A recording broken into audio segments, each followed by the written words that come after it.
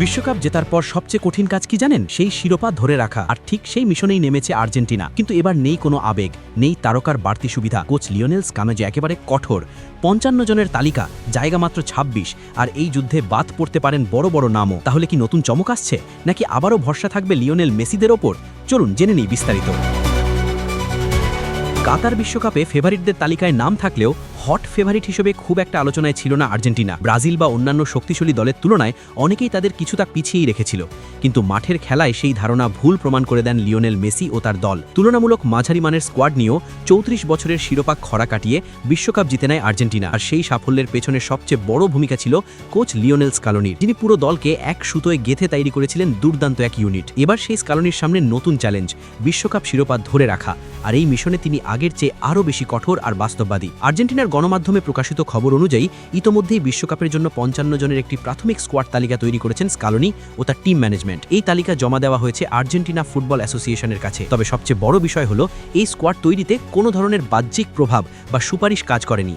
অর্থাৎ পুরো নির্বাচন প্রক্রিয়াটি হয়েছে সম্পূর্ণ পারফরমেন্স ভিত্তিক। এই ৫৫ জনের তালিকা থেকে শেষ পর্যন্ত বাছাই করা হবে মাত্র ২৬ জনের চূড়ান্ত দল। আর সেই জায়গা পেতে হলে প্রত্যেক খেলোয়াড়কে দিতে হবে নিজের সেরাটা। স্কালোনির বার্তা একদম পরিষ্কার, নামের ভারে কেউ দলে জায়গা পাবে না।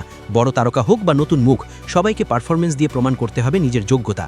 যারা পিছিয়ে পড়বে তারা ছিটকে যাবে নির্দ্বিধায়। এই স্কোয়াডে দেখা যেতে পারে তারুণ্য আর অভিজ্ঞতার মিশেল। বিশ্বের বিভিন্ন লিগে খেলা প্রতিভাবান তরুণদের খুঁজে এনে তালিকায় জায়গা দেওয়া হয়েছে।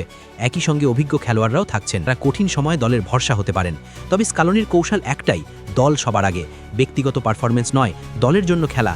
এই নীতিতেই গড়া হচ্ছে নতুন আর্জেন্টিনা। স্কালোনির অন্যতম বড় শক্তি হল প্রতিপক্ষকে বিশ্লেষণ করার অসাধারণ দক্ষতা এবং নিজের দলের উপর পূর্ণ নিয়ন্ত্রণ। তিনি চান তার খেলোয়াড়রা শুধু নিজেদের জন্য নয়, পুরো দলের জন্য খেলুক। মাঠে একক নৈপুণ্য দেখানোর সুযোগ থাকলেও সেটাকে কাজে লাগাতে হবে দলীয় স্বার্থে। এই টিম স্পিরিটই আগের বিশ্বকাপে আর্জেন্টিনাকে এনে দিয়েছিল সাফল্য। বিশ্বকাপের প্রস্তুতির সময়ও খুব বেশি নেই। ফিফার নির্ধারিত সময় অনুযায়ী ১২ই মের মধ্যে প্রাথমিক স্কোয়াড জমা দিতে হবে এবং ৩০ মের মধ্যে ঘোষণা করতে হবে চূড়ান্ত দল।